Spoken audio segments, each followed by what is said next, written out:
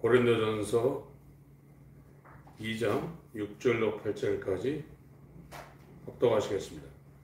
시작. 그러나 우리가 온전한 자들 중에서 지혜를 말하노니 이는 이 세상의 지혜가 아니요 또 이 세상에 없어질 가난의 지혜도 아니요 오직 비밀한 가운데 있는 하나님의 지혜를 말하는 것이니 곧 감추었던 것인데 하나님이 우리의 영광을 위하사 만세 전에 미리 정하신 것이라. 이 지혜는 이 세대의 번원이 하나도 알지 못하였나니 만일 알았다면 영광의 주를 십자가에 못 박지 아니하였으리라. 아멘. 사도 바울 선생이 세상의 지혜와 하나님의 지혜를 대조해서 지금 고린도에 있는, 이 고린도는 항구 도시입니다. 아테네에서 차로 1시간 정도 거리에 있는 항구 도시인데, 그 당시에도 굉장히 번영했던 곳이거든요. 우리나라로 치면 삼국시대에 우리나라 역사가 불분명한 그런 시대에 있는 상황입니다. 우리나라는 삼국 시대의 그 시조에 대해서 박혁거세 같은 사람은 아래서 태어났다고 하는 그런 설화가 있는 시대인데, 한국 역사로 치면 역사도 거의 없는 시대에 약 2000년 전에 지금 그리스라는 나라의 고린도 지역에 사도 바울이 가서 지금 전도하고 있는데, 이때 당시에 그리스 로마는 상당히 문화적으로 엄청나게 발달했던 때입니다.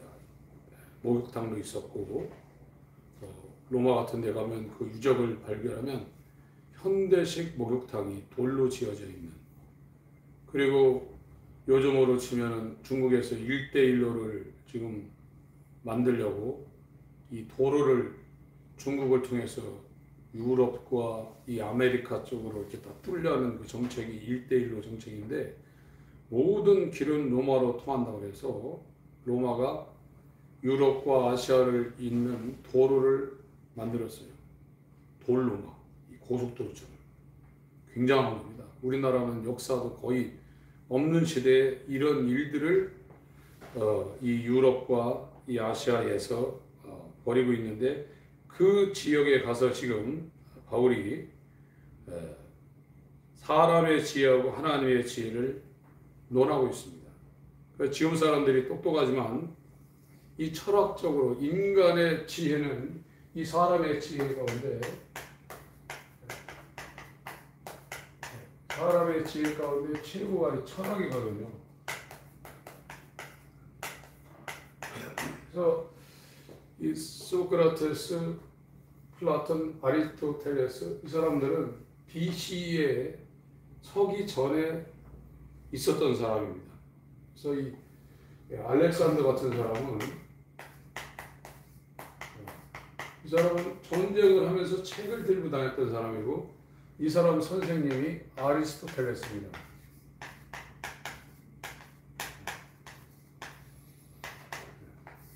그래서 마게도냐, 이 알렉산더 아버지가 마게도냐 왕이었는데, 필리포스라고 왕이었는데, 그 아버지가 식민지를 지배해서 만든 도시가 빌립보예요. 우리 성경에 나오는 빌립보. 그런데 이 알렉산더는 아버지보다 더 크게 나라를 확장했는데, 유럽부터 이 인도까지, 이집트까지 다 점령했던 사람이 알렉산더입니다. 33살에 죽었지만 굉장했던 사람이고, 이 사람 선생님이 아리스토텔레스, 철학의 대가였던 상황이거든요. 그러니까 지금 이 바울이 이 그리스 지역에, 고린도 지역에 가서 지금 교회를 세우고 지금 고린도전서를 쓰고 있는데, 지금 사람들보다도 훨씬 이 머리가 잘 돌아갔던 사람들하고 지금 대화를 하는데, 이 사람의 지혜하고 이 하나님의 지혜 이거를 대조해 가지고 복음을 설명하고 있습니다. 그래서 이 하나님의 지혜가 뭐냐면 구원의 과정, 구원을 어떻게, 구원의 여정, 영어로 이제 프로세스라고 그러죠. 어떤 그 물건을 만들거나 할 때 그 공정이 있잖아요. 그래서 이제 자동차 같은 거를 만들려면 그 자동차 라인에 이 집어넣어 가지고 그거 착착착착 조립해 가지고 처음에 들어갔다가 나중에 마지막 공정이 끝나면 소나타 자동차가 딱 완성돼서 딱 떨어지고 뭐 그랜저가 딱 만들어서 이렇게 떨어지는 것처럼 하나님의 지혜는 죄인인 인간을 자기 지혜로 살 수밖에 없는 이 죄인인 인간을 어떻게 해서 하나님의 아들로 만들 것인가를, 이거를 이 구원의 과정, 이거 하나님의 지혜를 영원전에 이걸 작정해 놨다는 겁니다. 영원전에 만세전에 이걸 계획했다는 거예요. 그래서 이 하나님의 지혜에 들어간 사람은 그 과정이 동일하기 때문에 똑같은 과정을 거치게 되어 있어요. 어떤 사람이나. 이것이 시간이 길게 걸리는 사람이 있고 이게 단축되는 사람이 있지만 이 과정은 똑같이 이 과정을 거치게 되어 있어요. 그래서 이거를 저번 주일에 주일 오후에 말씀드린 것처럼 약 5단계로 이 과정을 거친 사람들이 구원의 이 과정을 약 5단계 정도로 이거를 설명을 해놨습니다. 그래서 1단계, 2단계, 3단계, 4단계, 5단계 이 땅에서 이루어지는 이 단계를 5단계로 만들었는데 이것이 1단계가 하나님의 선행적 은혜가 부어지는 단계다. 이렇게 이제 설명을 해놨어요. 여기가 이제 그 사람이 진정으로 하나님 앞에 진정성을 가지고 하나님 앞에 이제 돌이키는 단계라는 겁니다. 진정성. 그래서 옛날에 초대교회 당시는 초대교회 지금 로마서를 쓸 때 이 로마서를 쓸 때는 바울이 이 로마서를 고린도에서 썼을 텐데 고린도에서 아마 썼을 거예요. 이 로마서를 쓸 때는 이 주라는 퀴리오스라는 이 주라는 단어는 로마 황제한테만 붙일 수 있는 단어예요. 그래서 로마 황제의 주여라는 것을 말할 때는 그 사람은 죽습니다. 오늘날 예수님 보고 주여라고 하는데 한국 사람들이 주여 할 때 누가 잡아가지고 죽이지 않거든요. 근데 초대교회 로마에 있던 사람들이 로마 황제, 이 로마 황제 중에 10명이 엄청난 박해를 했습니다. 초대교회 당시에 심한 박해가 10번 있었어요. 또 바울이나 베드로는 네로한테 죽었거든요. 사도 요한은 뭡니까? 갑자기 잊어버렸는데. 로마 황제들 10명이 심한 박해를 했어요. 그러니까 땅굴 파고 들어가가지고 살았죠. 터키 지역도 그렇지만 구린데이라는, 터키에 가면 구린데이라는 지역이 있는데 이 땅에서 파고 들어가가지고 12층인가 그 안에 화장실도 있고 그 안에 오늘날로 치면 간이 병원 같은 게 다 있어요. 그 안에서 태어나서 죽었어요. 이 사람들이 햇빛을 못 봐가지고 이 꼽추들이 굉장히 많았다는 거예요. 저 예수 믿는 것 때문에 그런 거예요? 다른 문제 때문에 그런 게 아니라. 로마에도 카타콤이 있죠. 그래서 오늘날처럼 주여 주여 해도 아무도 뭐라고 않고 할 때 주여가 아닙니다. 예수를 주로 고백할 때는 목숨이 왔다 갔다 하는 시대에 주여라는 단어를 로마서 10장에 쓴 겁니다.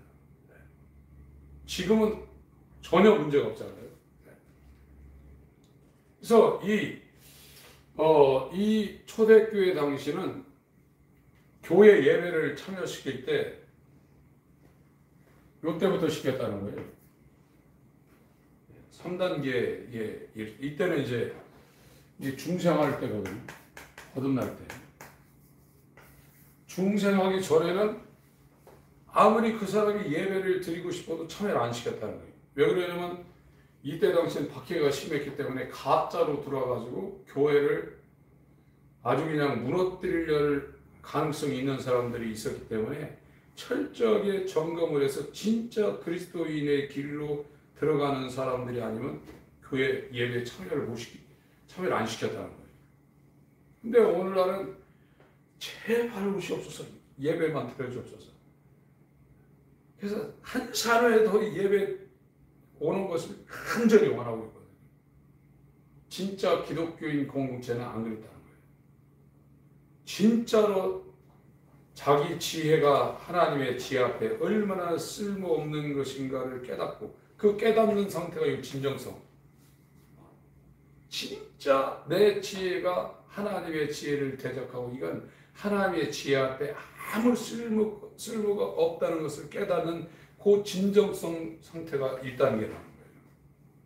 근데 오늘날은 여기에 이르지도 못하는 사람은 대부분입니다. 지금 우리 교회에서 설교하고 있는 것은 이쪽 부분도 지금 터치를 하고 있는 거예요. 나는 아무 쓸모가 없는 존재구나. 돈을 아무리 많이 벌어도, 이 땅에 성공을 해도, 이 땅에 복지 사업을 해도 나는 아무 쓸모가 없는 존재구나. 나는 버려져야 되는 존재구나. 나는 죽어야 되는 존재구나를 깨닫게 하는 메시지를 지금 교회에서 지금 하고 있는 겁니다. 여기에서 이 과정이, 이 공정이 시작되지 않은 두 번째 단계. 이게 이제 행동의 변화로 들어가는, 진짜 행동의 변화로 들어가는 단계입니다. 자기 삶이 이제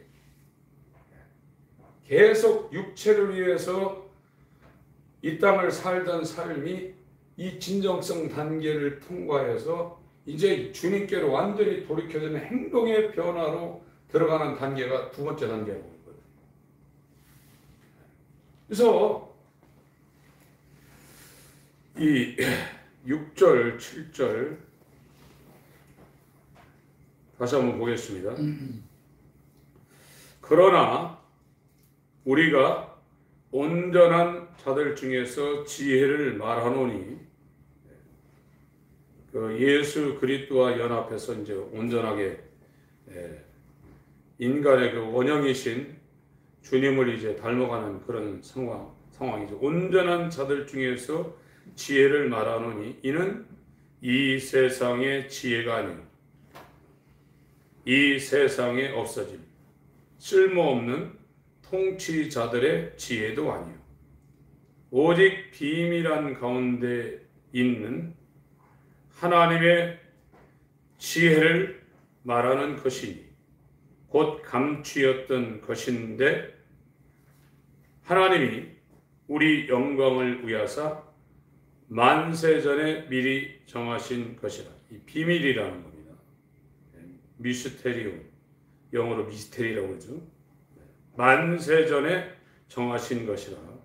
한번 보겠습니다. 로마서 16장. 만세전에 미리 정했다는 거예요. 하나님의 지혜, 하나님의 비밀. 로마서 16장.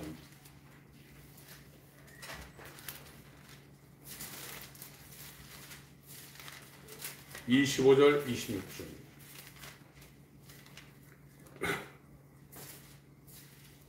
(25절) 26절 같이 읽겠습니다. 시작. 나의 복음과 예수 그리스도를 전파함은 영세 전부터 감추었다가 이제는 나타내신 바 되었으며 영원하신 하나님의 명을 쫓아 선지자들의 글로 말미암아 모든 민족으로비도 순종케 하시려고 알게 하신 바 그 비밀의 계시를 쫓아낸 것이니 이 복음으로 너희를 능히 견고케 하실 지혜로우신 하나님께 예수 그리스도로 말미암아 영광이 세세토록 있을지어다. 아멘. 사도 바울은 복음을 알았던 자로서 이 복음이 하나님의 지혜와 비밀인데 이것이 만세 전부터 작정된 건데 감추어졌다고 했습니다. 비밀로 감추어졌는 건데 이제 나타났다고 했어요. 이 하나님의 아들은 아버지만 알 수 있는 분이 하나님의 아들이라고 했어요. 또 하나님 아버지는 하나님의 아들로만 드러낸다고 했어요. 계시. 이 하나님 아버지는 하나님의 아들로만 드러내신 바된 나타내신 바 될 수 있는 자고 하나님의 아들은 하나님 아버지만 안다고 했어요.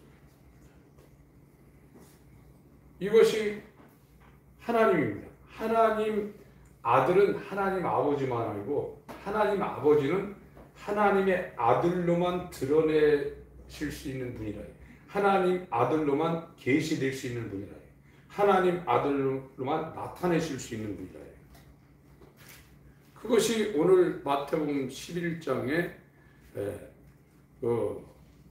예수님이 말씀하신 겁니다. 마태복음 11장 오전에도 읽으셨지만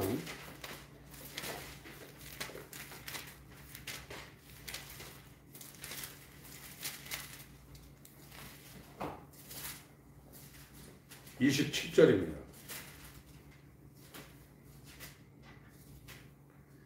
내 아버지께서 모든 것을 내게 주었으니 하나님 아들에게 아버지가 다 모든 것을 주셨죠. 권세를 이양했죠. 아버지 외에는 아들을 아는 자가 없고 아버지 외에는 아무도 하나님의 아들을 모른다는 거예요. 아버지만 아신다는 거예요. 아들과 또 아들의 소원대로 계시를 받는 자 외에는 아버지를 아는 자가 없느니라. 아들이 드러내지 아니하면 아무도 아버지를 알 수가 없다는 거예요. 아들이 그 사람 앞에 아버지를 나타내야만 아버지를 안다는 겁니다. 그래서 영생이라는 것은 유일하신 참 하나님과 그의 보내신 자 예수를 아는 게 영생이라고 했어요. 경험하는 게. 머리로 정보를 아는 것이 영생이 아니라 아버지와 아들을 아는 게 영생이라고 했습니다. 근데 이거는 하나님 편에서 숨기시는 사람이 있고 하나님 편에서 자기를 기뻐하며 이렇게 드러내시는 사람이 있다는 거예요. 하나님이 드러내지 아니하면 하나님의 아들, 하나님 아버지를 아무도 모른다는 거예요. 근데 이거를 이 구원의 과정, 구원의 여정, 존 버니는 이거를 철로역정이라고 그랬죠. 철로역정. 철로역정이 구원의 프로세스, 구원의 과정을 말하는 겁니다. 이 구원의 과정이 5단계로 이 구원의 길, 거듭남의 길을 걸어갔던 사람들이 5단계인데 내게 창세전에 하나님께서 예정하신 하나님의 지혜가 지금 작동되는 시점이 1단계 여기라 해요. 진정성을 가지고 하나님 앞에 자기를 버리고 어린아이처럼 자기의 모든 것을 버리고 진짜 진정성을 가지고 하나님께 돌이키고 있는 이 시점이 굉장히 중요하다는 거예요.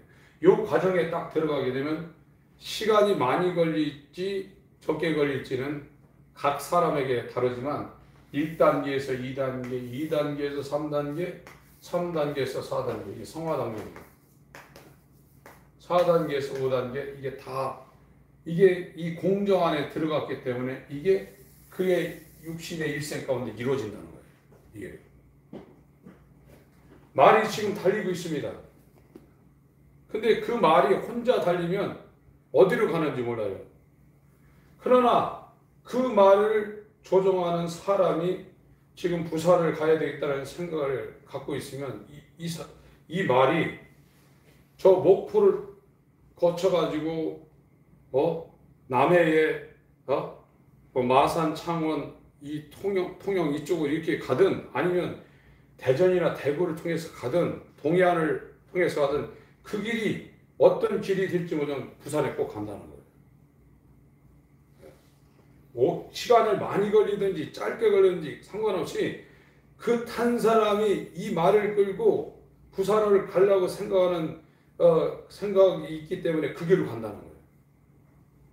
하나님이 창세전에 이 그리스도 예수 안에서 예정을 해서 하나님의 지인 이 십자가의 과정을 이 공정에 그 사람을 집어넣으려는 사람들은 이 첫 번째 이 공정이 이루어진다는 거예요. 진정성을 가지고 어린아이처럼 나는 아무것도 할 수 있는 존재가 아닙니다. 그리고 내가 이 땅에서 하려고 했던 모든 것을 이뤘다 할지라도 이거는 아무 쓸모없는 겁니다. 헛된 영광입니다. 나는 내 뜻대로 살지 않겠습니다. 하나님의 뜻대로 살려고 하나님께 회개합니다. 이게 이제 회개거든요. 회개의 시작이거든요. 두 번째가 이제 회심입니다. 회심. 우리나라 말은 한문이라 이거나 이게 잘 구별이 안 되는데 영어는 분명히 구별이 되거든요. 이 리페트거든요. 회개하라. 이것만 이제 명령으로 들어오는 거예요. 그리고 여기부터는 전부 다 이게 중간태도 아니고 능동태도 아니고 여기부터는 다 수동태입니다. 수동태. 이 비컨버티드라고 B 플러스 PP 형태입니다. 하나님 편에서 회개하는 사람은 어떤 순간에 붙잡아가지고 돌이켜버립니다. 예. 그리고 여기는 중생하는 것은 이 십자가 완전히 연합하는 거거든요. 나는 죽고 예수가 내 안에 살고. 그러면 여기서 죄사함이 일어나는 거예요. 죄사함이 일어나는 것에 여기다가 이제 성령을 부어서 성령으로 인치는 거예요. 그래서 이 제자들한테도 절대로 성령 받기 전에 예루살렘을 떠나지 말라고 했거든요. 성령 받은 사람이 거의 없습니다. 성령 체험한 사람 많아요. 성령을 체험한 사람 많은데 성령이 그 사람 안에 하나님의 집을 삼고 들어와서 사시는 사람은 드물어요. 그 인간의 안식은 하나님이 그 사람한테 들어와야 안식이 되는 거예요.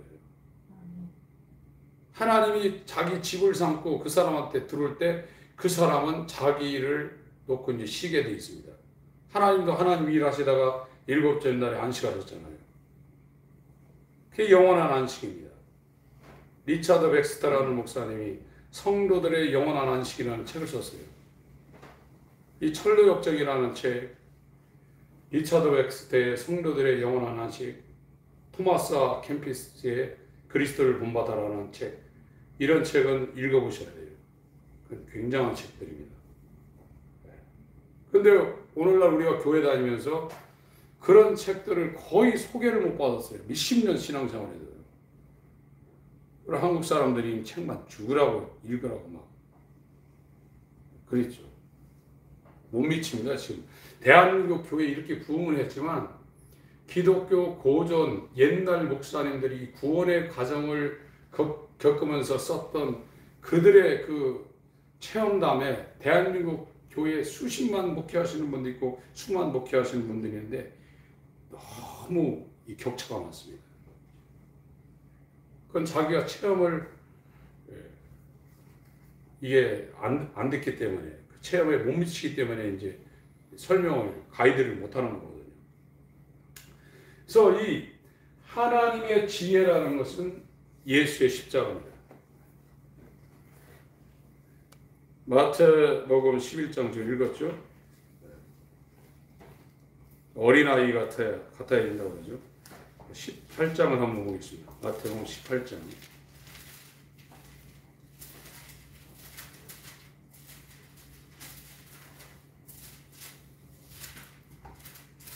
(1절부터)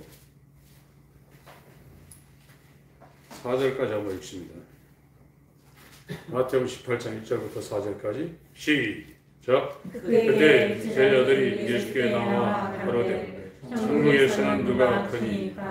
예수께서 한 어린아이를 불러 저희 가운데 세우시고 가라사대 진실로 너희에게 이르노니 너희가 돌이켜 어린아이들과 같이 되지 아니하면 결단코 천국에 들어가지 못하리라. 그러므로 누구든지 이 어린아이와 같이 자기를 낮추는 그이가 천국에서 큰 자니라. 여기 돌이켜 있죠. 너희가 돌이켜. 이게 돌이켜. 이게 2단계입니다. 수동태. 영어 킹제임스 버전을 읽어보시면 수동태로 나왔어요. NIV나 이런 성경은 카톨릭 사본을 원본으로 해서 번역한 거기 때문에 굉장히 성경이 중요한 부분에 오역이 돼 있어요. 우리 개역 한글도 그 NIV 계통의 사본을 번역한 겁니다. 그래서 가장 중요한 그 초사, 예수를 믿어 구원받는다는데 예수의 믿음으로 구원받는다는 표현이 수용 원문, 텍스트 리텍스투스라는 초대교회부터 봤던 그 수용 원문을 영국의 제임스 왕이 1611년에 번역한 킹제임스 버전은 정확하게 표현되어 있어요. 근데 우리나라 이 성경 개역 한글 개역 개정은 라틴 벌게이트, 이 카톨릭 사본을 번역한 제롬이나 오리겐이 손을 많이 댄 성경을 번역한 것이 우리가 지금 쓰고 있는 대한민국에서 많이 쓰고 있는 이 개역 한글 개역 개정판입니다. 그래서 이 돌이켜야 된다는 거예요. 베드로한테도 예수님 말씀하셨어요. 누가복음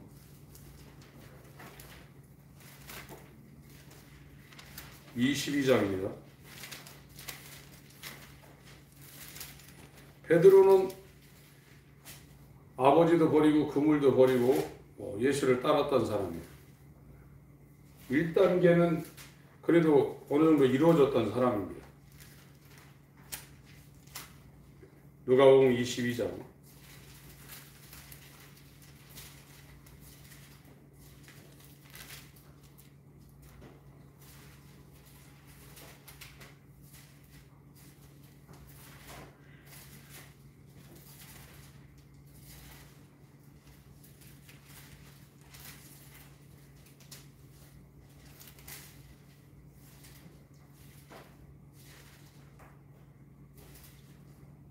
31절, 32절 같이 읽습니다. 시작. 시몬아, 시몬아, 보라, 사단이 밀가루를 하려고 너희를 청구하였으나 그러나 내가 너희를 위하여 네 믿음이 떨어지지 않기를 기도하였노니 너는 돌이킨 후에 네 형제를 굽게 하라. 여기 돌이켜라 나오죠. 베드로가 죽는 데까지 따라가겠습니다. 5계까지 가겠습니다. 이 진심입니다. 고백하니까 너 오늘 밤 닭이 3번, 2번 울리는 너 3번 나 부인한다 그랬죠. 그러고 나서 사단이 널 밀가루로 타려고 그러니까 너는 돌이킨 후에 be 플러스 converted, 돌이킨 후에 수동태로, 이것도 자기가 하는 게 아니라 하나님이 회개하는 사람들을 어느 시점에 계속 돌이킨다는 거예요. 그 사람은 이제 잡혔기 때문에 하나님 손아귀에 잡혔기 때문에 못 나갑니다. 이거는 자기가 해야 돼요. 진정성을 갖고 어린아이처럼 이 진정성을 갖고 나를 버리고 내 지혜를 버리고 내 목표를 버리고 내 뜻을 버리고 내 욕망을 버리고 예수님하고 연합하려고 이 진정성을 갖고 정말 눈곱만큼도 불순물이 깨지 않은 깨끗한 순전한 어린아이 같은 심령으로 하나님 앞에 진정성을 갖고 돌이킬 때 어느 순간 하나님이 그 사람을 붙잡아가지고 하나님 편에서 돌이켜버린다는 거예요. 이게 베드로한테도 하신 말씀입니다. 사도행전에도 같은 표현이 있습니다. 사도행전 3장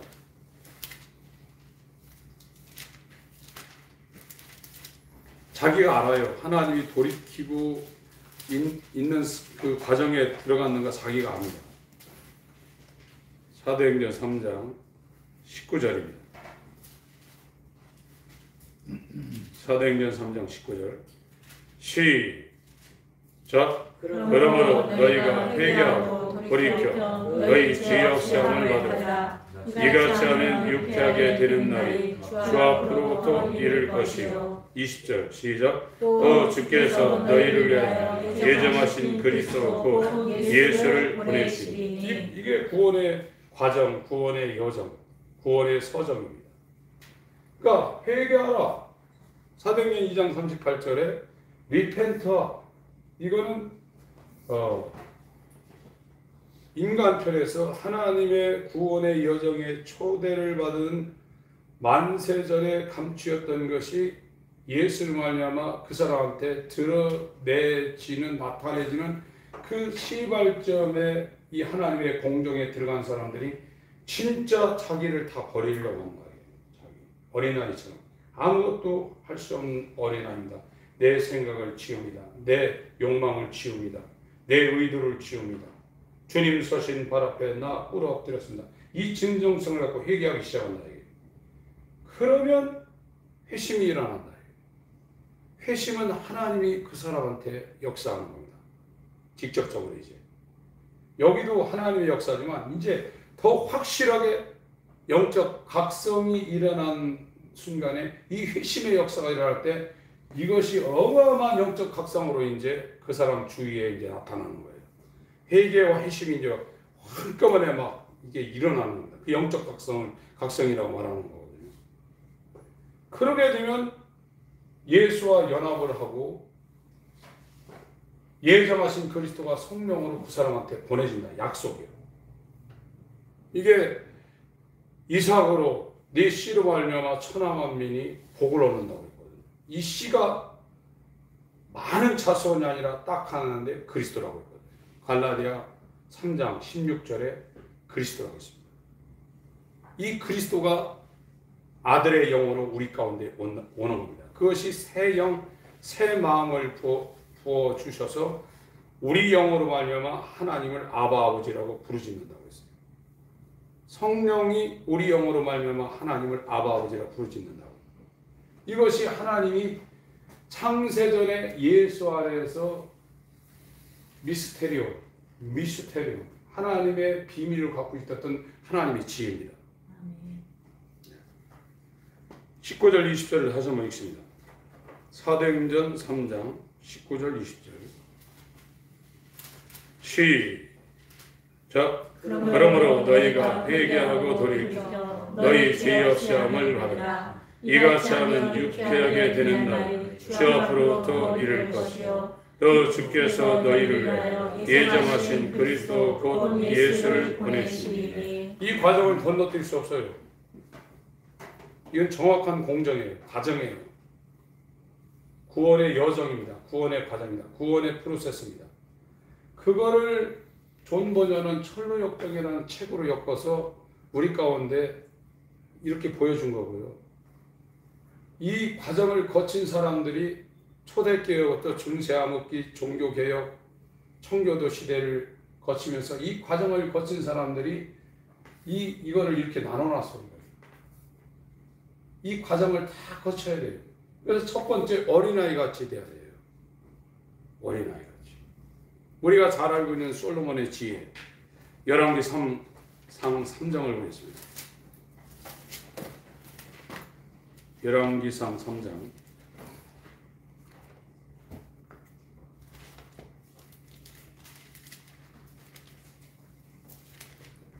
6절을 제가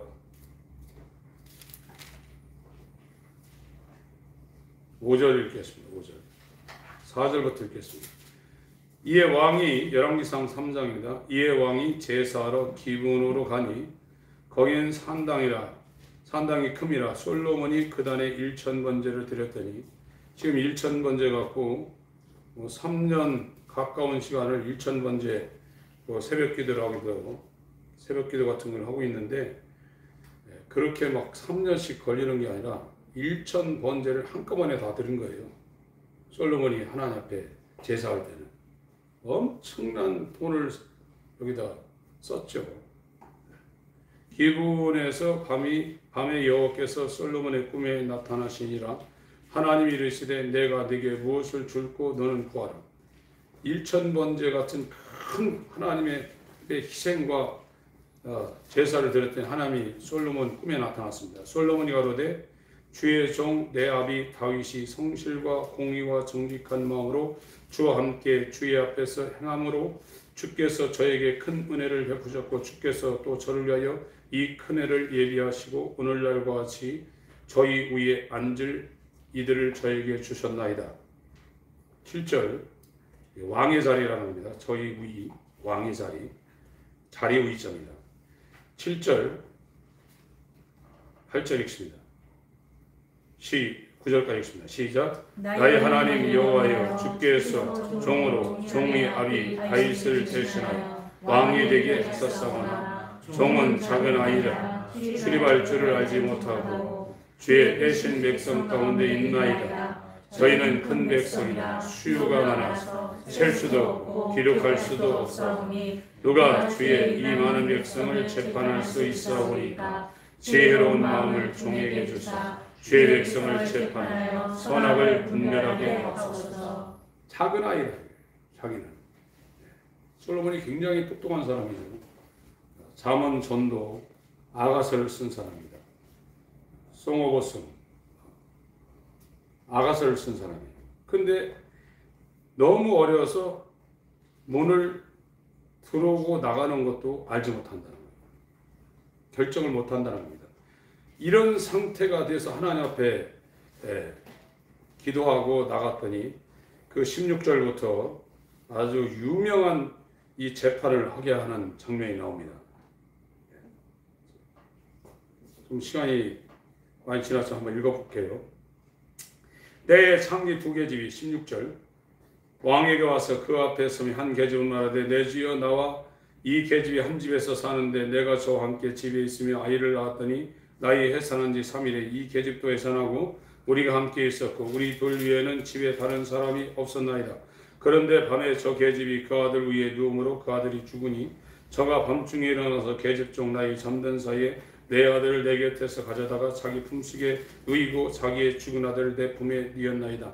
이명에 내가 내 아들을 젖먹이로 일어나 본즉 죽었기로 내가 아침에 자세히 보니 내가 낳은 아들이 아니더이다 하매 다른 계집은 이르되 아니라 산 것은 내 아들이요 죽은 것은 네 아들이라고 이 계집은 이르되 아니라 죽은 것이 네 아들이요 산 것이 내 아들이라며 왕 앞에서 그와 같이 증론하는지라. 왕이 가로되 이는 말하기를 산 것은 내 아들이요 죽은 것은 내 아들이라고 저는 말하기를 아니라 죽은 것이 내 아들이요 산 것이 내 아들이라 하는도다 하고 또 가로되 칼을 내게로 가져오라 하니 칼을 왕이 앞으로 가져온지라. 왕이 이르되 산 아들을 둘에 나눠 반은 이에게 주고 반은 저에게 주라. 그 산 아들의 어미는 계집이 그 아들을 위하여 마음이 불붙는 것 같아서 왕께 이르되 가로되 청컨대 내 주여 산 아들을 저에게 주시고 아무쪼록 죽이지 마옵소서 하되 한 계집은 말하기를 내 것도 되게 말고 네 것도 되게 말고 나누게 하라 하는지라. 왕이 대답하여 가로되 산 아들을 저 계집에게 주고 결코 죽이지 말라. 저가 그 어머니라 하매 온 이스라엘 왕이 심려하여 판결함을 듣고 왕을 두려워하였으니 이는 하나님의 지혜가 저희 속에 있어 판결함을 봄이라. 이건 너무나 잘하는 거죠. 서로 자기 것이라 이렇게 아주 반 잘라서 나눠주려. 자기가 난 진짜 아들은 엄마가 제발 죽이지 말고 제소라고 했어. 그러니까 너가 자라 그런 겁니다. 하나님이 솔로몬한테 지혜를 줬는데 그 하나님의 지혜가 솔로몬에게 온 그 과정이 뭐냐? 나는 어린아이다. 어린아이다. 예레미야 1장에도 예레미야 선지자가 하나님의 부름을 받고 하나님 앞에 고백합니다. 난 어린아이입니다. 내가 도대체 어떻게 열방의 열국을 깨웁니까? 난 어린아이입니다. 난 못합니다. 그랬거든요. 그래서 이 하나님의 지혜는 예수 그리스도와 연합하는 겁니다. 피조물인 인간이 예수 그리스도의 십자가, 예수님이 가신 죽고 부활하는 이 십자가에 연합할 수 있도록 창세전에 감춰놓은 거예요. 그런데 말세에 우리에게 드러났다는 거예요. 이것이 드러나는 사람들은 어린아이 같은 심령을 가진 자라는 거예요. 하나님이 그 사람들한테 아들을 계시하기를 기뻐했다고 갈라디아 1장 17절에 바울한테 아버지가 아들을 계시하기를 기뻐했다고 그랬어요. 이게 어린아이 같은 심령일 때 가능하다는 거예요. 그래서 이 구원의 여정, 구원의 가장 첫 번째 단계에 들어온 사람들은 하나님의 선행적인 은혜가 임한 사람인데 진정성을 가지고 자기를 다 버리고 어린아이 같은 상태. 나는 왕이지만 출입을 결정할 수 없는 어린아이입니다. 이 진정한 마음을 가진 상태, 이게 회개가 일어나면서 하나님 편에서 돌이키는 행동의 변화가 일어나는 회심으로 들어간다는 거예요. 지금 우리 교회는 여기를 지금 집중적으로 설명을 하고 있는 상황입니다. 지금 이 하나님의 지혜의 이 구원의 과정을 지금 교회에서 설명을 하고 있는 상황이라는 걸 잘 이해를 하시고, 사람의 지혜는 헛것이라고 했어요. 쓸모없다고 그랬습니다. 헛된 영광이라고 했습니다. 이를 버리셔야 돼요. 주님 앞에 어린아이입니다. 고백하시길 바랍니다. 하나님 아버지, 우리를 긍휼히 여겨주셔서 창세전에 하나님께서 작정하신 하나님의 지혜, 십자가가 우리에게 아들을 통하여 계시되게 하여 주시고 드러나게 하여 주셔서 감사드립니다.